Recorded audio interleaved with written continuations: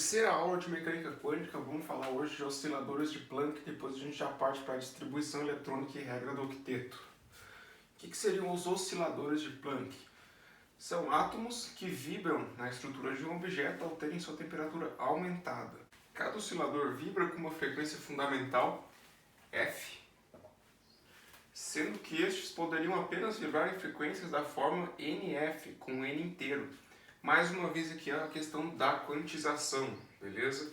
Energia, então, a gente já tinha visto na aula anterior, quando a gente tratou da equação de Planck, que a energia de cada emissão é dada por NHF, né, com N inteiro, ou seja, as energias apenas assumem múltiplos inteiros de um valor de energia fundamental, vou chamar de E0, que a gente viu que era F, que era H, que multiplica F0, né? Sendo F0 uma frequência fundamental de vibração. Novamente reafirmando para nós o princípio da quantização. Com o aumento da temperatura é observado um aumento da frequência de vibração, tá? Porque conforme a gente fornece energia para o sistema, as moléculas ficam lá se batendo mais, todo mundo fica mais agitado, então a gente aumenta consequentemente a vibração dessas moléculas e a frequência, né? Juntamente a uma diminuição no comprimento de onda da radiação emitida. Então, se a gente tem menores temperaturas, a gente tem maiores comprimentos de onda. Isso aqui lembra da nossa relação vermelho, alaranjado, amarelo, verde, azul, anil e violeta, né? Violeta e vermelho. A gente tem o comprimento de onda que cresce nesse sentido e a frequência que cresce nesse sentido. Então aqui a gente tem temperaturas menores, maior comprimento de onda, a gente tem uma radiação infravermelho, certo? E temperaturas maiores, menor comprimento de onda, a gente tem aqui uma radiação ultravioleta sendo emitida. Exemplo, a gente pode pegar, por exemplo, um metal sob aquecimento. A gente, no começo, ele apresenta uma coloração vermelho escuro. Então a gente pega um bloco de metal aqui, por exemplo, coloca sob uma fonte de calor. No início, ele vai apresentar uma coloração vermelho escuro. Conforme o tempo passa, ele vai apresentar aí uma coloração branca, incandescente, certo? Que é exatamente o que está descrito aqui pra gente. Temperaturas menores, ele emite radiação infravermelho, maior comprimento de onda, e temperaturas maiores, menor comprimento de onda, radiação ultravioleta, né, que é cor branca aqui, emitindo aí radiação ultravioleta, que está diretamente relacionado ao aumento da frequência. A distribuição eletrônica e níveis de energia. Bom, de acordo com o que a gente tinha visto, o experimento de Bohr, né, analisando o espectro de emissão eletromagnética dos átomos, ele conseguiu concluir a partir daí que tinham 7 níveis de energia possíveis para um átomo. Ele chamou das camadas, né? Essa camada K aqui foi do alemão, né? O alemão tem uma palavra para caroço, né? Começa com K, agora me fugiu a cabeça, mas enfim. Por isso a camada mais interna ele chamou de caroço, certo? E o resto foi por ordem alfabética mesmo. Depois tem a notação de nível também, tá? Chamar de nível está mais usual atualmente. Então a camada K corresponde ao nível 1, camada L ao nível 2 e assim por diante até o 7. Isso aqui é da mais externa, da mais interna para mais externa, certo? Depois vem o Heisenberg. O Heisenberg ele conseguiu demonstrar para a gente, fez os cálculos dele lá, que o número máximo de elétrons teoricamente possível em cada nível de energia para um átomo é dado por essa formuletinha aqui, ó. O número de elétrons é igual a 2 que multiplica n ao quadrado, em que n é o número do nível, certo? Então, assim, teoricamente, o número máximo de elétrons por nível seria do mais interno para o mais externo, 2, 8, 18, 32, 50, 72 e 98 correspondente a cada nível aqui. Mas acontece que a gente não conhece um elemento químico com tanto elétron assim para ser distribuído. O elemento de maior número atômico tem o número atômico 118, ou seja, ele tem 118 prótons no núcleo e 118 elétrons na eletrosfera no estado neutro, certo? Então a distribuição eletrônica dele por níveis fica dessa maneira aqui. Regra do octeto. Bom, o Gilbert Newton Lewis, né, um cientista bem famoso aí na química, tem vários trabalhos associados a ele, geralmente o pessoal conhece ele mais como Lewis, né? Ele publicou um estudo dizendo que as ligações químicas eram dadas a partir do compartilhamento de elétrons, né, da troca de elétrons entre átomos. E ao mesmo tempo, o Walter Ludwig Julius Kossel publicou um estudo dizendo que o elétron mais externo, os elétrons mais externos de um átomo, né, então aqui a gente tem o núcleo, as órbitas e os elétrons mais externos eram os responsáveis pela valência do átomo. Ou seja, eram esses elétrons aqui que iam fazer as ligações químicas com átomos adjacentes, por exemplo. E isso tudo eles se basearam no que era conhecido sobre os gases nobres, né, os chamados gases nobres, que eles sabiam que eles eram inertes, certo? Inerte significa que ele não faz nenhuma ligação química, o que atualmente já é desmentido, tá? Os gases nobres sim fazem ligações químicas, mas na época não era conhecido. Acharam que eram gases, né, inertes. E isso ficou conhecido como regra do octeto, né? Porque eu coloquei a tabelinha aqui para vocês, para a gente ver que a distribuição em níveis dos gases nobres sempre acaba aqui com 8 elétrons na camada mais externa, né? Que devido aqui aos trabalhos de Kossel, ficou conhecido como a camada de valência, responsável pela valência do átomo. Esse conceito de valência é importante porque está relacionado também com quantos elétrons o átomo, se ele perde ou se ele ganha elétrons, certo? Numa ligação química, qual que é a eletronegatividade dele e qual que é o número de elétrons, certo? Que participam da reação. Está tudo relacionado a esse conceito aqui de valência, tá? Menos o hélio. O hélio é um gás nobre, mas a distribuição eletrônica em níveis dele acaba em 2. Mas era conhecido também que as propriedades desses átomos aqui, na época eram considerados inertes. Hoje a gente já sabe que eles fazem ligações sim. Né? O hélio, neônio, argônio, criptônio, xenônio e radônio. Então, devido a essa configuração dos gases nobres, né, que achava-se que eles não realizavam nenhuma ligação química, portanto eles já estavam no seu estado de máxima e de mínima energia, no caso, né, átomos no estado de mínima energia, a configuração mais estável. Então, por isso que ficou essa questão da regra do octeto. Bom, vamos fazer alguns exemplos agora, então, de distribuição em camadas, né, distribuição em níveis. Germânio, número atômico 32, tem 32 elétrons aí no estado fundamental. Bom, no K, a gente sabe que é 2, certo? É 2, 8, 18, 32, 32, 18, 8 o máximo de elétrons por camada, conforme a gente já tinha visto. O L é 8, o M é 18. Vamos lá, 18, opa, esse 8 ficou muito feio. 18 com 8 dá 26, certo? 27, 28, temos 28 elétrons aqui, faltam 4. Então coloca 4 aqui na N, pronto, acabou.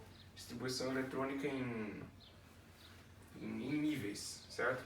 Estânio, 50. 2, 8, 18. 18 com 32 dá 32, 40, 50, vai passar, né? Então 18. Aqui a gente tem 26, 27, 28. 50 menos 28 dá 12, 22, certo? 22, então a gente bota 22 aqui no N. Mas não pode, certo? A gente tem que colocar somente os... ou alguma quantidade dessas que a gente já tem, né? Então a gente vai botar 18 aqui, ó. 19, 20, 21 e 4 na O.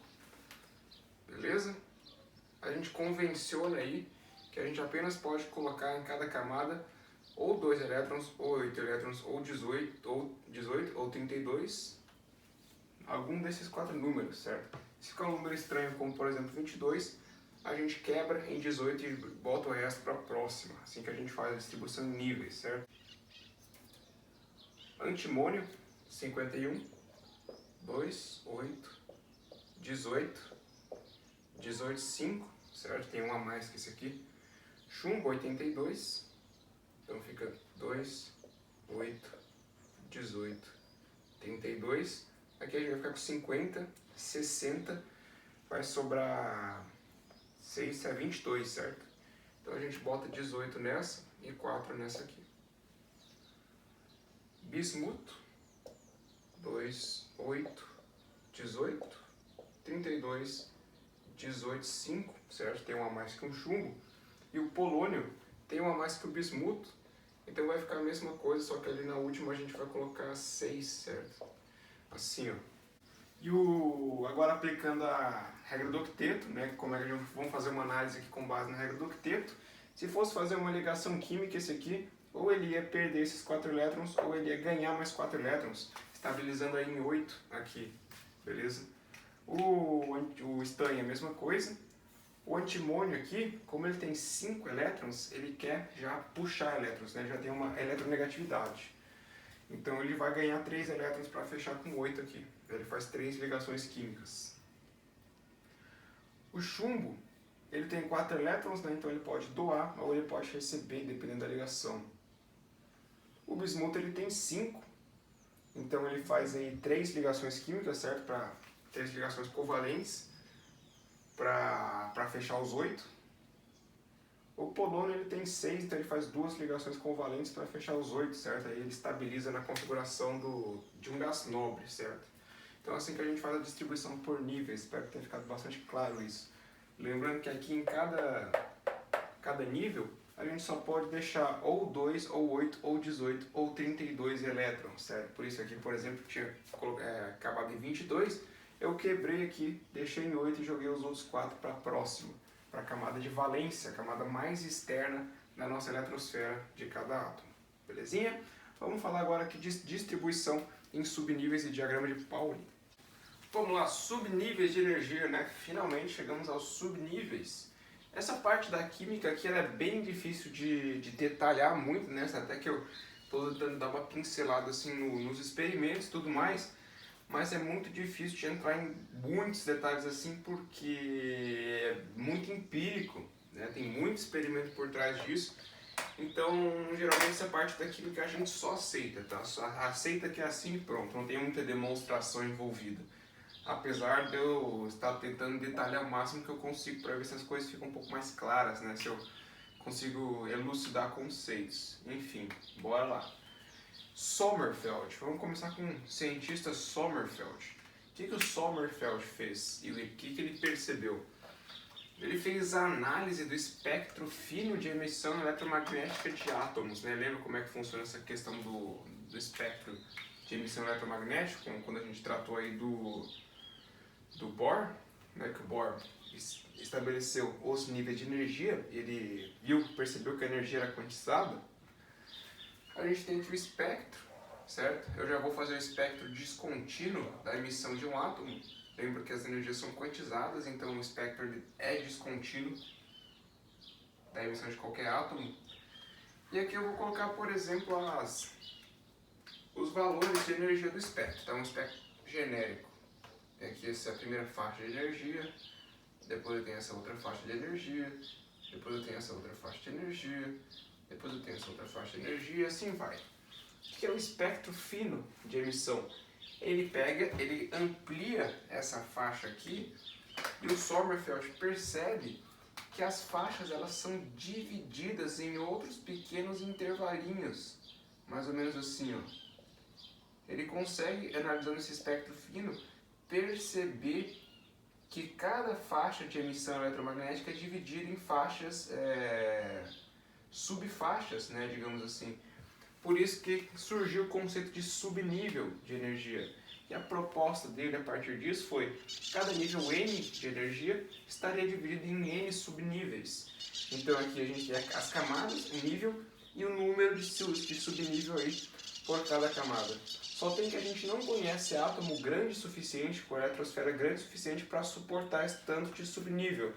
E como é que é a nossa distribuição de subníveis então que a gente conhece hoje?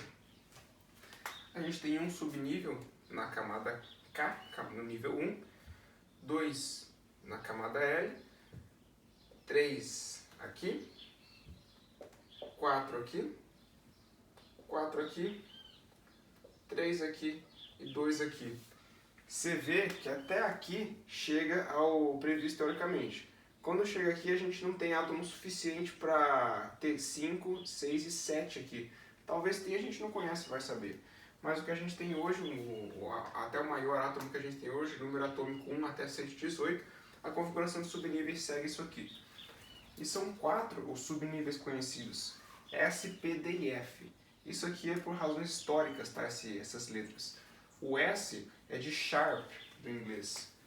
Vou até anotar sharp. O que é sharp? É algo preciso, certo? Algo nítido.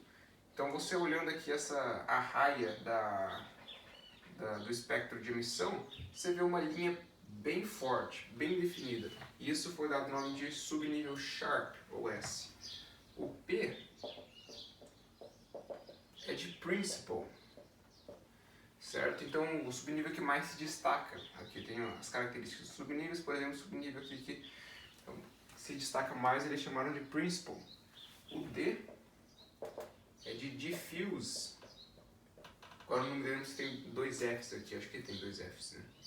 Difuso, ou seja, um subnível todo estranho, todo não é nítido, né? Algo bagunçado, subnível difuso. E o F eles chamaram de fundamental, fundamental.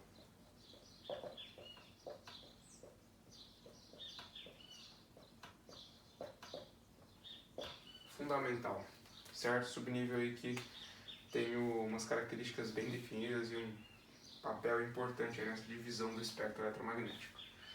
Subníveis S, P, D e F. O que aconteceu a partir disso então? Linus Pauling, tá, um químico aí americano, fez um diagrama que a gente conhece por diagrama de Linus Pauling, tá, o princípio de Aufbau, também é conhecido assim. Pauling, certo? Diagrama de Linus Pauling ou distribuição aí por subníveis dos átomos. Belezinha? A gente também conhece aqui como princípio